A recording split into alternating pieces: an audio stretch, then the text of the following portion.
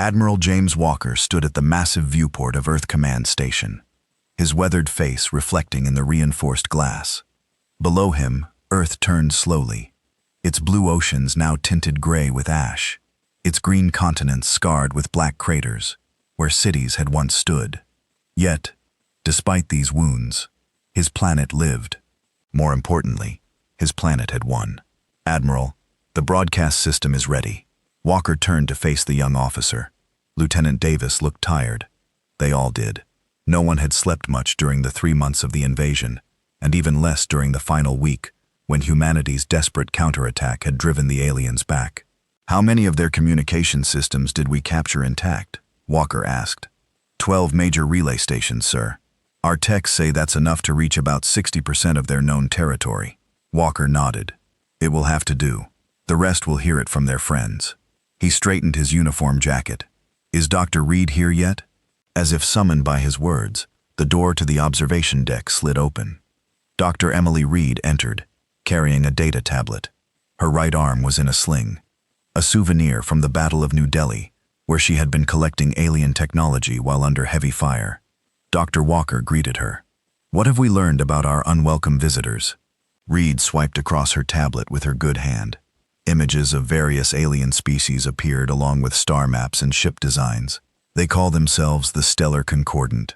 17 different species in total, with a loose central government. They've been expanding for about 300 years. She looked up at Walker. "We weren't their first victims, just their latest." Walker frowned. "And their reason for attacking us? Standard procedure. According to their military logs, they find developing worlds, overwhelm them with superior technology, and add them to the Concordant, sometimes as slaves, sometimes as low-status members." Reed's mouth formed a grim line. "They expected us to surrender within days." Walker turned back to the viewport, staring at Earth. Their mistake. It had been their mistake indeed. The Concordant had arrived with ships that dwarfed humanity's largest vessels. Their weapons had cut through Earth's defenses like paper. Their soldiers had landed in major cities across the globe. But they had not counted on human adaptability. They had not expected Earth's militaries to set aside their differences and unite within hours of the first attack. They had not anticipated how quickly human scientists would reverse engineer captured alien weapons. And most of all, they had not understood that humans, when backed into a corner, would fight with a savagery that shocked even veteran Concorded commanders. The tide had turned 3 weeks into the invasion, when Russian and American special forces had captured an intact alien destroyer over the ruins of Tokyo. Within days, Earth scientists had cracked its propulsion and weapon systems. Within 2 weeks, those same weapons had been mass-produced in underground factories around the world. The aliens had expected to face spears. Instead, they found themselves fighting an enemy who took their own weapons and improved them. "The broadcast team is ready, sir," Lieutenant Davis said, interrupting Walker's thoughts. Walker nodded. "Tell me about the current situation in the Concorde." Dr. Reed swiped to a new screen on her tablet. "Their fleet is in retreat. Based on their communications, many of their commanders were killed in our counterattack. Their leadership is in chaos." She paused. "But the Concordant is just one power in the galaxy. There are others who might see us as a threat or an opportunity." Walker walked to the center of the room, where a simple podium had been set up. Behind it, the Earth turned slowly, its battle scars visible to all who would soon watch the broadcast. "That's why they need to hear from us," he said. "All of them." Reed took a position off to the side, just out of camera range. The broadcast crew gave Walker a countdown. 3, 2, 1. The red light on the camera blinked on. "My name is Admiral James Walker of the United Earth Defense Force," he began, his voice steady and cold. "I speak to you from Earth orbit, where the last ships of your Concorded invasion fleet are being destroyed as I talk." Walker paused, letting the silence hang for a moment. "You came to our world uninvited. You destroyed our cities. You killed millions of our people. You expected us to bow down before your superior technology." His eyes narrowed. "Instead, we took your weapons and turned them against you. We studied your ships and improved them. We adapted in weeks what took you centuries to develop." Walker pressed a button on the podium. Behind him, the view changed to show footage of Earth's counterattack. Captured alien vessels now piloted by humans, alongside hastily constructed Earth ships, equipped with reverse-engineered weapons, tearing through the concorded fleet. This message is not just for what remains of your concorded leadership. It is for every spacefaring civilization in this galaxy. Walker's voice grew harder. Earth was not looking for war. We did not venture into space seeking conflict. You brought this war to us. The screen behind him changed again, showing the test firing of a new weapon system. A beam of energy lanced out from an orbital platform, striking a small asteroid. The space rock didn't explode. It simply ceased to exist, reduced to its component atoms in an instant. This weapon was developed by Earth scientists, based on technology we captured from your invasion fleet. What took your species generations to create, we mastered in months. Walker's face remained impassive. And this is just the beginning. The screen changed again, showing production facilities buried deep beneath Earth's surface, churning out ships and weapons at a pace that even the Concorde would find difficult to match. Let me be clear about what happens next, Walker continued. Earth will rebuild. Earth will expand into our solar system and eventually to the stars. We will develop our own path among the galactic community. Walker leaned forward slightly, his hands gripping the edges of the podium. And if any species attacks Earth again, if any civilization makes the same mistake the Concorde made, they will be annihilated. The last word hung in the air, not defeated, not pushed back. Annihilated. This is not a threat. This is not a negotiating position. This is a promise. Walker straightened up. We now possess the means to detect your faster-than-light travel. We can track your ships. And should any hostile vessel approach our world again, we will respond with overwhelming force. Behind him, Earth continued its slow rotation, the scars of invasion clearly visible. Earth seeks no war. Earth desires no empire. Leave us in peace, and you will find us peaceful. Attack us again. Walker paused, letting his words sink in. And it will be the last decision your civilization ever makes. Walker nodded once. That is all. The broadcast ended. The red light on the camera blinked off. For a moment, there was silence on the command deck. Then Reed spoke, her voice quiet. Do you think they'll listen? Walker turned to look back at Earth. Lights were visible now on its night side. Cities being rebuilt, power grids coming back online. Humanity, resilient as ever, was already healing. Some will, he said. Others will see it as a challenge. That's why we need to be ready. Reed nodded. The captured data shows at least 3 major power groups, besides the Concorde. Not all of them will be happy to learn about a new species that can fight back. Walker's gaze remained fixed on Earth. Then they'll learn what the Concorde learned. Humanity doesn't start wars. His eyes hardened. We finish them. In the vast reaches of space, the broadcast rippled outward at faster-than-light speeds, carried by captured concorded relay stations. In thousands of alien ships, command centers and worlds, beings of various forms and biologies watched the human admiral deliver his cold warning. And on a distant world that humans would one day know as Nova Prime, General Krell of the Voidwing, Armada watched the broadcast with growing rage. The defeat of the concorded forces could not stand. The human's arrogance would not go unanswered. He began to plan. 6 months after Earth's warning was broadcast to the stars, Ambassador Thomas Gray stepped off the shuttle onto the metal floor of Nexus Station. He tried not to look impressed, but it was difficult. The massive space station hung at the edge of what was once concorded space. A giant metal wheel spinning slowly to create gravity. Ships of all sizes and shapes docked along its outer ring. Try not to stare, whispered Lisa Ortiz, his chief of security. We don't want to look like the new kids at school. Gray nodded. He was a tall man with short gray hair that matched his last name. Before becoming Earth's first ambassador to alien species, he had been a colonel in the United Earth Defense Force. The scars on his face told the story of the battles he had fought during the invasion.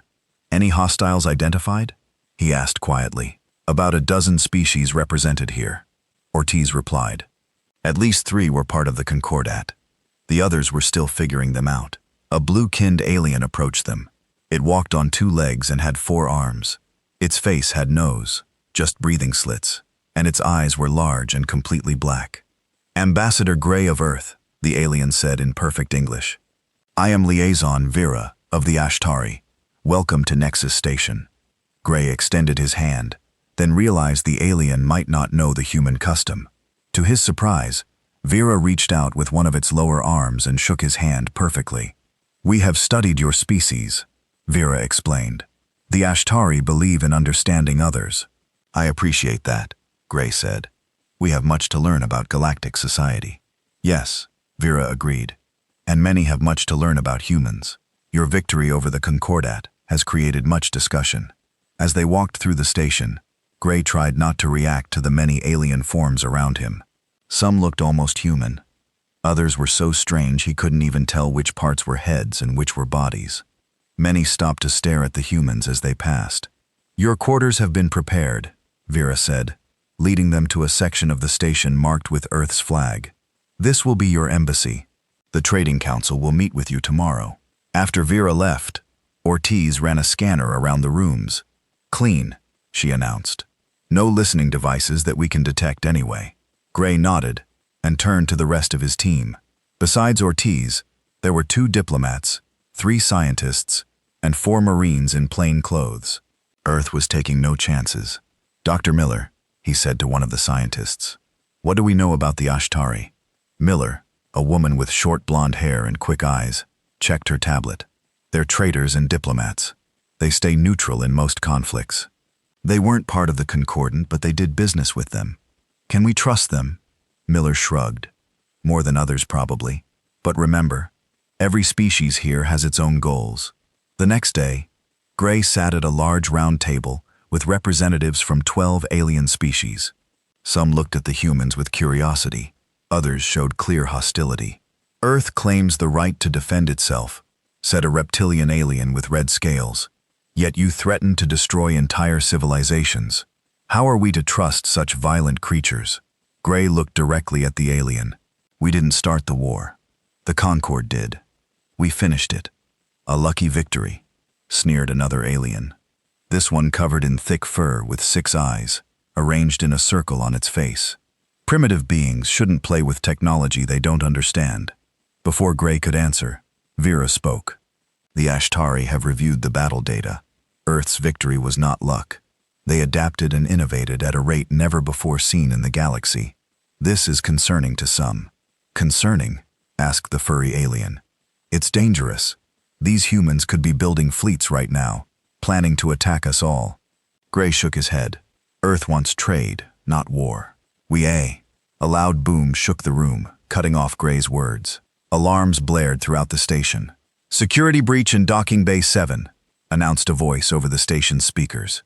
Ortiz was instantly at Gray's side, weapon drawn. We need to move, sir. They rushed back to the Earth Embassy section. Dr. Miller met them at the door, her face pale. It was a bomb, she said. In the docking bay where our shuttle was parked, the shuttle is destroyed. Gray's face hardened. Casualties. 2 station security officers, no humans. This was a message, Ortiz said. They want us to know we're not welcome. Later that night, as Gray sat in his office reviewing security footage, Vera arrived unexpectedly. Ambassador, we must speak privately, the alien said. Vera seemed nervous, constantly looking around. Gray nodded to Ortiz, who checked Vera for weapons, then left them alone. What I tell you now comes at great risk, Vera said quietly. General Krell of the Voidwing Armada is gathering forces. He was a high commander in the Concorded, and he sees your people as a stain on his honor. Gray leaned forward. The bombing? Krell's agents, yes, but this is just the beginning. Ver's black eyes seemed to grow darker. He is convincing others that humans will become conquerors if not stopped now. He speaks of your rapid technological growth as proof. We just want to be left alone, Gray insisted. Perhaps, but your Admiral Walker's message frightened many, and fear leads to bad decisions.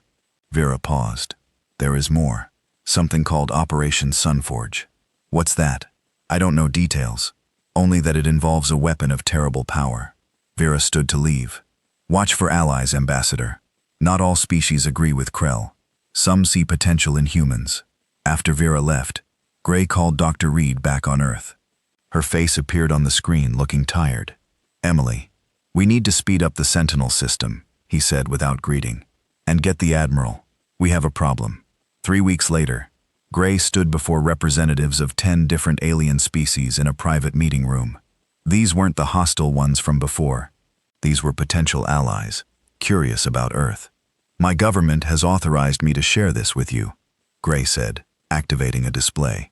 The screen showed a test firing of Earth's new defense system. Massive satellites in orbit around Earth fired energy beams that converged on a small moon in the outer solar system. The beams cut through the moon's surface like butter, splitting it in half. A murmur went through the aliens. This is one of several defense systems Earth has developed, Gray explained. We call it the Sentinel system. It can target any ship entering our solar system. You show us weapons?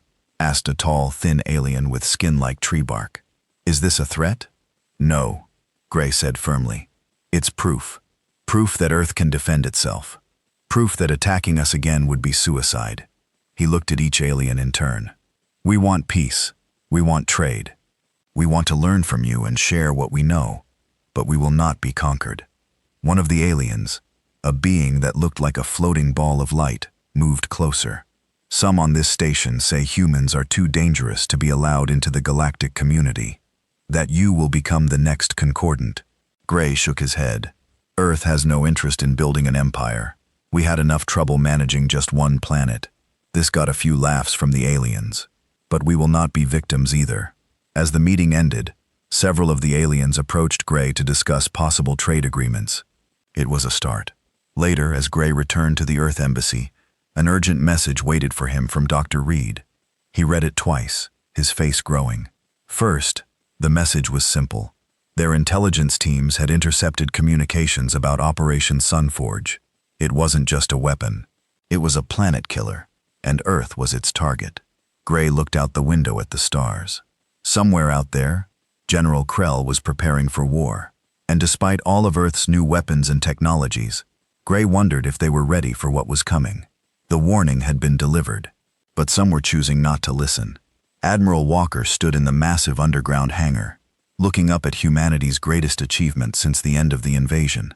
The UES Defiance was Earth's first faster-than-light spaceship, built using technology captured from the Concorded fleet. It wasn't as large as the alien ships had been, but its sleek black hull hinted at the deadly weapon systems it carried. She'll be ready for testing next week, said Chief Engineer Roberts, a woman with dark skin and hands rough from years of work. We've improved their engine design by about 30%. Walker nodded. And the weapons better than anything. The Concorded had, Roberts said with pride. The main cannon can punch through 3 meters of their strongest armor. We've also installed the new Prometheus device. Walker's face grew serious at the mention of the Prometheus device. It was Earth's most terrible weapon, designed as a last resort. The scientists who created it refused to test it at full power, fearing what it might do. A young officer approached them. Admiral, urgent message from Ambassador Gray on Nexus Station. Walker followed the officer to the command center, buried deep under what used to be Colorado before the invasion. The room was filled with screens and busy personnel. One large screen lit up with Gray's face. Admiral, we have confirmed reports about Operation Sunforge, Gray said without greeting. It's worse than we thought. Tell me, Walker ordered. It's a superweapon being built in the Arabus system. According to our sources, it can create an artificial solar flare and direct it at a target system. Gray's face was grim. It could burn Earth's atmosphere away. Nothing would survive. Walker was silent for a moment. Timeline, 2 weeks, maybe less, until it's operational. General Krell has united 7 species into what they're calling the Purgation Front. Their goal is to eliminate humanity before we can spread to other star systems. Walker turned to the officer beside him. Prepare the Defiance for immediate launch. Contact Captain Reeves. Sir, the ship hasn't completed testing, the officer protested. It'll have to be good enough, Walker said firmly. We need to see this weapon for ourselves. He turned back to Gray's image. Thomas, do we have any allies out there? Gray nodded. A few. The Ashtari have been helpful. There's also a splinter group from the Concordat, led by a Commander Thesis, who seems to hate Krell more than he fears humans. And the Mercantile Collective sees profit potential in trading with us. Get whatever intelligence you can about the Arabus system. We're sending the Defiance to investigate. After the call ended, Walker sat alone in his office. On his desk was a photo of his family, taken before the invasion. His wife and daughter had been in London when the Concorded ships arrived. London was now a crater. A knock at the door interrupted his thoughts. Dr. Reed entered looking as tired as he felt. "You wanted to see me, Admiral?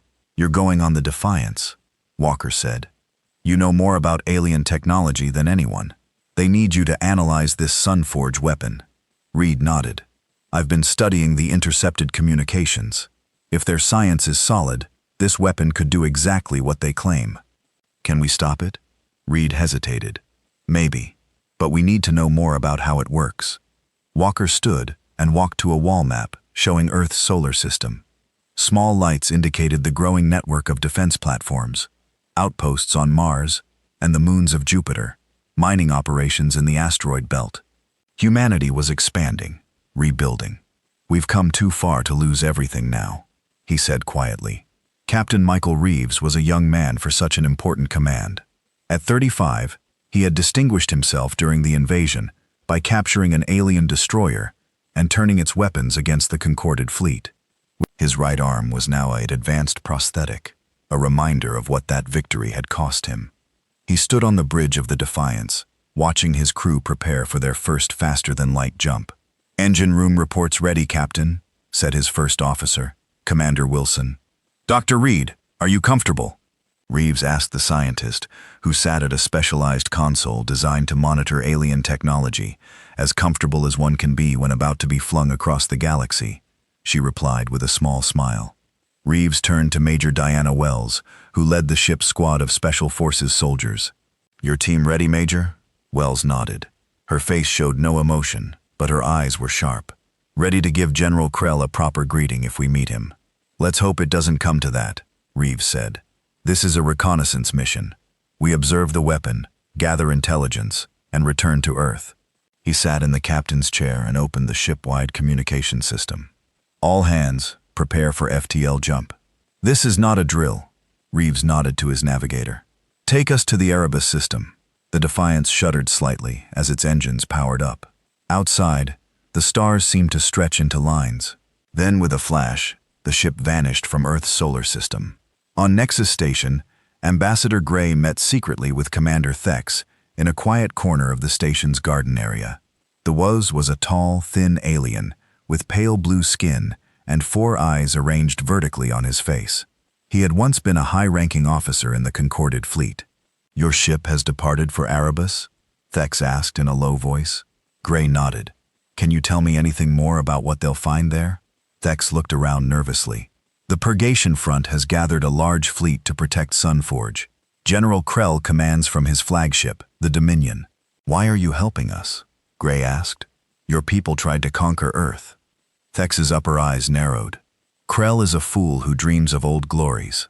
The Concorded was corrupt and dying before we ever found your world. Your people simply hastened its end." He leaned closer. "Some of us see a different future. One where species work together rather than conquering each other." "A noble thought," Gray said, "but difficult to believe after what your people did to Earth." "Not all of us supported the invasion," Beck said, "and after seeing how your people fought, many of us would prefer to be your allies than your enemies." Their conversation was interrupted by Liaison Vera, who approached quickly. Ambassador Commander Vera said urgently, "You must leave. Station security is searching for both of you." "What's happened?" Gray asked. "Agents of the Purgation Front have accused you of espionage. They demand your arrest." Vera's black eyes showed concern. "This is just an excuse. They plan to kill you both." Gray followed Vera through hidden maintenance tunnels within the station. They emerged near the docking bays. "My ship is here," Dex said, pointing to a small, sleek vessel. "I can take us somewhere safe." "What about my staff?" Gray asked Vera, already warned. "They are making their way to your emergency escape shuttle." Vera handed Gray a small data device. "Take this. It contains all the intelligence the Ashtari have gathered about Sunforge. Your Captain Reeves will need it." As alarms began to sound throughout the station, Gray thanked Vera and boarded the ship. Through the viewport, he watched as Nexus station grew smaller behind them. "Where are we going?" he asked. "Thex." "To join your ship," the alien replied. I know shortcuts through Arabus that your captain will need. Gray looked out at the stars streaking past. The Purgation Front is making their move. Yes, they agreed. The war has already begun. In the Arabus system, the Defiance emerged from faster-than-light travel, far from the binary stars at the system's center. The ship's stealth systems, improved versions of Concorda technology, immediately activated. On the bridge, Captain Reeves ordered passive scans of the system. What they found confirmed their worst fears. Massive energy readings from the smaller star, reported Dr. Reed studying her instruments. They've built something around it, something huge. Ship count, Reeves asked his tactical officer. At least 50 warships patrolling the outer system. The inner system has twice that many. This is a major fleet operation. Reeves studied the tactical display. So much for the element of surprise. We need to get closer to that weapon, Doctor. Reed looked up from her console, her face pale. Captain, based on these readings, Sunforge is nearly operational. The energy output is growing. How long? Reed shook her head. Days, maybe hours. Not the 2 weeks we thought. Reeves gripped the arms of his chair. The Defiance was alone, deep in enemy territory, facing an entire fleet, protecting a weapon that could destroy Earth. Plot a course through the asteroid belt, he ordered. We need to get close enough to see exactly what we're dealing with. As the Defiance moved silently through space, the crew could not know that Ambassador Gray and Commander Thex were racing to join them, or that back on Earth, Admiral Walker was preparing for the worst. The storm was no longer gathering. It had arrived. The UES Defiance moved slowly through the asteroid belt of the Arabus system. Captain Reeves stood on the bridge, studying the tactical display that showed their position relative to the massive construction around the smaller of the binary stars. Magnify Sector 7, he ordered. The screen zoomed in on part of the structure orbiting the star. It looked like a giant metal ring with numerous stations attached to it. Energy pulses flowed from the star through conduits into the ring. What are we looking at, Dr. Reed? Reeves asked. Reed frowned at her readings. It's like nothing I've seen before. They're harvesting energy directly from the star and channeling it through those arrays. She looked up at Reeves. Based on the energy signatures, this device operates on principles similar to concorded weapons, but on a vastly larger scale. Can it do what they claim? Reeves asked. Create a directed solar flare that could reach Earth. Reed nodded grimly. Yes, the physics are sound. With enough energy, they could generate an artificial solar flare and direct it through a series of focusing arrays. The resulting beam would maintain coherence over interstellar distances. Commander Wilson joined them. Captain, we've detected a command station at these coordinates. He pointed to a large structure at the edge of the construction zone. It appears to be coordinating the work on the weapon. Reeves turned to Major Wells, who stood nearby. Major, I need your team to infiltrate that station.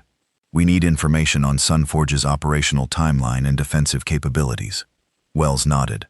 My team can insert using the stealth shuttle. What's our objective? Get in, download their operational data, and get out without being detected. Reeves said, We need to know exactly when this thing will be ready to fire. And if we're detected, Wells asked. Reeves looked at her steadily. Then complete the mission at all costs. 2 hours later, Major Wells and her team of 5 Special Forces soldiers approached the Purgation Front command station in a small shuttle with stealth technology. The shuttle was barely visible against the backdrop of space, as it docked with an emergency airlock on the station's underside.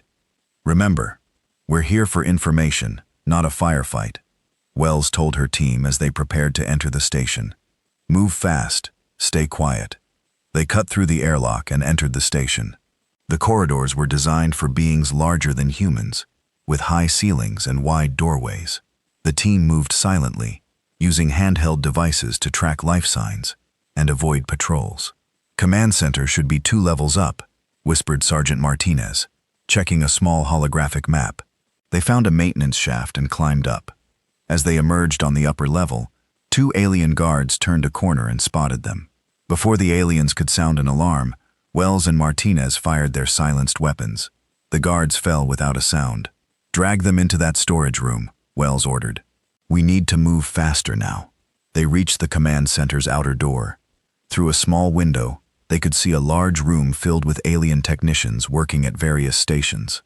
At the center was a holographic display of the Sunforge weapon, rotating slowly.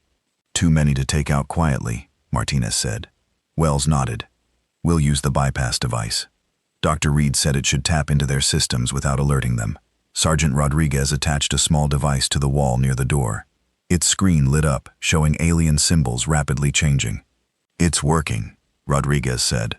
"I'm getting data flows to schematics and operational timelines." His face suddenly palled. "Major, according to this, Sunforge will be operational in less than 18 hours. Copy everything," Wells ordered. As Rodriguez worked, Wells peered through the window again. A large alien with distinctive red markings on its armor entered the command center.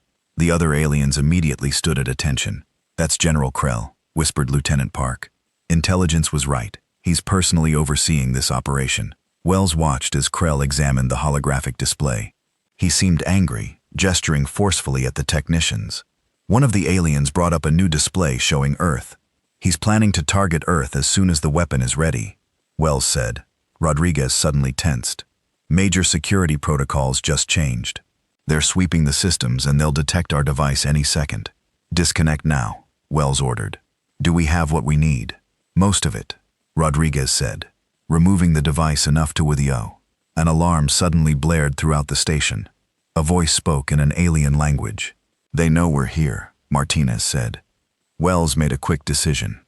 "Park, Rodriguez, take the data and get back to the shuttle. The rest of us will create a diversion to cover your escape." Major Park protested. "Those aren't our orders. Die mission is to get that data back to the Defiance," Wells said firmly. "Now go." As Park and Rodriguez reluctantly headed back toward the maintenance shaft, Wells led Martinez and the others in the opposite direction. "Let's make some noise," she said, pulling out explosive charges from her pack. Captain Reeves paced the bridge of the Defiance. The stealth shuttle had been gone for 3 hours, longer than planned. "Any communication from Major Wells?" he asked for the third time. "Nothing yet, sir," the communications officer replied. "Wait, I'm picking up a transmission." "It's Lieutenant Park." Park's voice came through, broken by static. "Diance, this is Park. We have the data. Station security alerted. Major Wells and team providing diversion, requesting immediate pickup." Reeves turned to his tactical officer. "Where are they?" "I have the shuttle's beacon, sir. They're moving away from the station, but they're being pursued by 2 patrol craft." Reeves faced a terrible choice. If he moved the Defiance to rescue the shuttle, they would lose their stealth advantage. The entire Purgation Front fleet would know they were there. "Helm, set course to intercept the shuttle," he ordered. "Weapons, prepare to engage those patrol craft." "Sir," the tactical officer warned. "That will expose our position." "I know," Reeves said grimly. "But we need that data, and I won't abandon our people." The Defiance moved out from behind the asteroid that had concealed it. Its engines flared as it accelerated toward the fleeing shuttle. "Enemy patrol craft in range," reported the weapons officer. "Take them out," Reeves ordered. The Defiance fired its main weapons. Beams of energy lanced across space, destroying both patrol craft instantly. The stealth shuttle, now clear of pursuers, adjusted course toward the Defiance. "Sir, we're being scanned by multiple enemy vessels," the tactical officer reported urgently. "They've detected us." Reeves watched as dozens of enemy ships began moving toward their position. "Get that shuttle aboard now, then prepare for emergency jump to light speed." The shuttle docked quickly. Lieutenant Park and Sergeant Rodriguez rushed onto the bridge, looking exhausted and grim. "Where's Major Wells?" Reeves asked. Park handed him a data device. "She stayed behind to ensure we got out, sir. Her last order was to deliver this to you." Reeves took the device. Dr. Reed analyzed this immediately. He turned back to Park. Did any of them make it?" Park shook his head. "The command station exploded as we were leaving. They took out a significant part of it, sir." Major Wells completed her mission. A moment of silence fell on the bridge. Then the tactical officer's voice broke through. "Captain, enemy vessels closing from all directions. We're surrounded." On the main screen, dozens of Purgation Front warships moved to encircle the Defiance. Leading them was a massive vessel that dwarfed the others. "The Dominion," Rodriguez said quietly. "General Krell's flagship." Dr. Reed looked up from her console, her face pale. "Captain, I've analyzed the data. Sunforge is ready for initial testing now. They've accelerated the time mate. And she hesitated. They're targeting Earth first. Reeves stared at the approaching enemy fleet. They were outgunned and surrounded, but Earth's survival depended on stopping that weapon. Helm, plot a direct course to Sunforge, he ordered. Sir, the helmsman questioned. Through the enemy fleet. Exactly, Reeves said. His artificial right hand clenched into a fist. Prepare the Prometheus device. The bridge crew fell silent. They all knew what the Prometheus device was designed to do. We may not make it back from this, Reeves said quietly. But Earth will. The Defiance turned toward the heart of the Arabus system, its engines glowing brightly as it accelerated toward the waiting enemy fleet. Behind them, unnoticed in the chaos, a small ship emerged from light speed. Ambassador Gray and Commander Thex had arrived just in time to see the battle begin. The UES Defiance raced toward the heart of the Arabus system. Its engines pushed beyond safe limits. Behind it, the Pergian front fleet gave chase, led by General Krell's massive flagship, the Dominion. On the bridge, Captain Reeves gripped the arms of his command chair as the ship shuddered under enemy fire. Shields at 60%, reported Commander Wilson. We can't take much more of this. Stay on course, Reeves ordered. How long until we're in range of Sunforge? 3 minutes, Captain, the helmsman answered. Dr. Reed worked frantically at her console. The Prometheus device is ready, but we need to get closer. It has to disrupt the star's magnetic field at precisely the right point. Lieutenant Park, who had barely had time to catch his breath since returning from the command station mission, suddenly called out from the communications station. Captain, I'm picking up a transmission on a concorded frequency. Ignore it, Reeves said. Focus on, sir. It's addressed specifically to us using Earth military protocols. The source claims to be Ambassador Gray. Reeves hesitated. Put it through. Gray's voice filled the bridge. Defiance, this is Ambassador Gray aboard Commander Thex's vessel. We have crucial information about Sunforge's weaknesses. Do not, repeat, do not deploy the Prometheus device yet. Ambassador, we're a little busy right now, Reeves replied as the ship rocked from another hit. Captain Commander Thex knows a way to disable Sunforge without using the Prometheus. His ship has a stealth system more advanced than yours. We can approach undetected while you draw their fire. Reeves glanced at Dr. Reed, who nodded. It's possible. The Prometheus is untested at full power. We don't know what might happen. After a moment's thought, Reeves made his decision. Ambassador, what's your plan? Thex can get us close to Sunforge's control nexus, Gray explained. The weapon draws power through 3 main conduits. If we can overload even one of them, the entire system will fail catastrophically. And how exactly do we do that? Reeves asked. Commander Thex's voice joined the conversation. My ship carries a quantum disruptor, a device designed to shut down concorded technology in case of rebellion. It will work on Sunforge. Another explosion rocked the Defiance. Shields at 40%, Wilson reported grimly. We'll keep them busy, Reeves decided. How much time do you need? 10 minutes, Thex replied. Reeves looked at his tactical display. The Defiance was taking heavy fire, and Krell's flagship was closing in. You've got 8. Make them count. As the small ship slipped undetected toward Sunforge, Reeves ordered the Defiance to change course. Sir, the helmsman questioned. Take us straight at the Dominion, Reeves ordered. Let's introduce ourselves to General Krell. Aboard Thex's ship, Ambassador Gray held on as they maneuvered through the massive structure of Sunforge. The quantum disruptor, a cylinder about the size of a human arm, sat secured in a compartment near him. Why are you really helping us? Gray asked as they flew. This goes beyond just hating General Krell. Thex's 4 eyes blinked in sequence. A gesture Gray had learned indicated thoughtfulness among his species. The old ways are failing, Thex said simply. The concorded conquered and consumed for centuries. We called it progress, but it was just expansion without purpose. He guided the ship through a narrow gap between 2 massive energy collectors.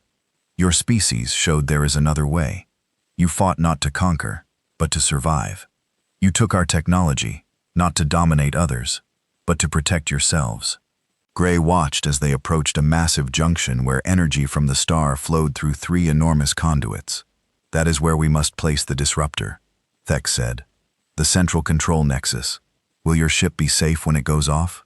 Gray asked. Thex made a sound that might have been a laugh. No, the energy backlash will destroy everything within 500,000 kilometers. Gray stared at him. That's a suicide mission. Yes. Thex agreed calmly. But it will save both our peoples. The Defiance slammed into the side of the Dominion, its remaining weapons firing at point-blank range. On the bridge, Reeves held on as systems sparked and failed around him. Direct hit on their main power core. Wilson shouted over the alarms. "Shields failing," announced the tactical officer. "Hull breaches on decks 3 through 7. Reeves activated the ship-wide communication system. All hands prepare to abandon ship. Get to the escape pods." Dr. Reed looked up from her console. Captain Sunforge is powering up. They're starting the firing sequence. Reeves checked the time. Gray and Thex had only been gone for 6 minutes. "Can we still deploy the Prometheus device?" he asked Reed. She shook her head. The launch system was damaged in the attack. On the main screen, they could see the massive arrays of Sunforge beginning to glow as they charged with energy from the star. In minutes, they would release a directed solar flare that would travel faster than light to Earth, burning away its atmosphere and killing all life on the planet. "Sir," Park called out. "I'm receiving a transmission from General Krell." The screen changed to show the alien general. His reptilian features were said in what might have been a smile. "Human Captain," Krell said, his voice translated by the ship's computer. "You have fought well, but your primitive vessel is no match for the might of the Purgation Front. Surrender now, and I will allow your crew to witness the cleansing of your world before you join them in death." Reeves stood despite the ship shaking around him. "Earth warned you, General. We said what would happen if you attacked us again." Krell made a dismissive gesture. "Empty threats from a primitive species. Your warning means nothing." "That's where you're wrong," Reeves said calmly. "Our warning wasn't empty, and you're about to find out exactly what happens when you ignore it." At that moment, a blinding flash of light erupted from the center of Sunforge. The massive weapon structure began to break apart as energy surged back through its systems. "What is happening?" Krell demanded, his composure breaking. "What have you done?" Reeves allowed himself a small smile. "We annihilated you just like we promised." The transmission cut off as Sunforge collapsed in on itself. The energy it had been drawing from the star rebounded through the system, creating a shockwave that tore through the Purgation Front fleet. "All hands to escape pods now," Reeves ordered as the Defiance began to break apart. 3 months later, Admiral Walker stood before the newly formed Galactic Council on Nexus Station. Representatives from 27 spacefaring civilizations watched as he approached the central podium. Walker wore his formal uniform, decorated with medals from the invasion war. Behind him stood Ambassador Gray, now recovered from his injuries, and Dr. Reed, who had been promoted for her work analyzing alien technology. 3 months ago, Walker began a coalition called the Purgation Front, attempted to destroy Earth with a superweapon. They failed thanks to the bravery of the crew of the UES Defiance and our allies. He looked around the chamber at the assembled aliens. Most watched with interest. Some showed clear hostility. Others, like Liaison Vera of the Ashtari, nodded in approval. Twice now alien forces have attacked Earth. Twice we have defended ourselves. Walker's voice grew harder. "I am here today to restate our warning and to offer a choice." He pressed a button on the podium. A holographic display appeared, showing Earth's new defense network. Hundreds of platforms in orbit around the planet and throughout the solar system, all equipped with weapons based on those used to destroy Sunforge. "Earth does not seek war," Walker continued. "We do not want conquest. We only want to live in peace, to trade with those who wish to trade, to learn from those willing to teach, and to share what we know with those who ask." He paused, looking directly at the representatives from the remaining Purgation Front species. "But if attacked again, our response will be immediate and final. There will not be a third warning." The chamber was silent. Then Vera of the Ashtari stood. "The Ashtari support peace with Earth," the blue-skinned alien announced. "We have seen what humans can accomplish both in war and in diplomacy. We choose alliance over conflict." One by one, other representatives stood to voice their support. Not all, but enough. As the session ended, Gray approached Walker. "Do you think they'll listen this time?" Walker watched as the aliens filed out of the chamber, talking among themselves. Some will, the others.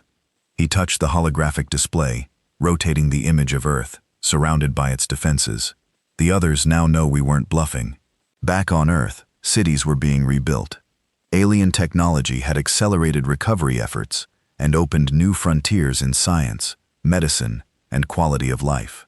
The first civilian faster-than-light ship was preparing for its maiden voyage to Proxima Centauri, carrying scientists and explorers eager to see what lay beyond their solar system.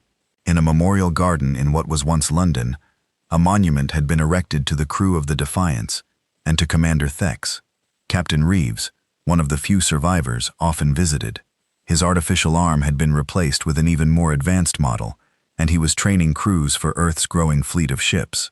The warning remained, but alongside it grew something new, the possibility of peace in a galaxy that had known mostly war. Humanity had earned its place among the stars, not by conquering, but by refusing to be conquered. And that perhaps was the greatest victory of all.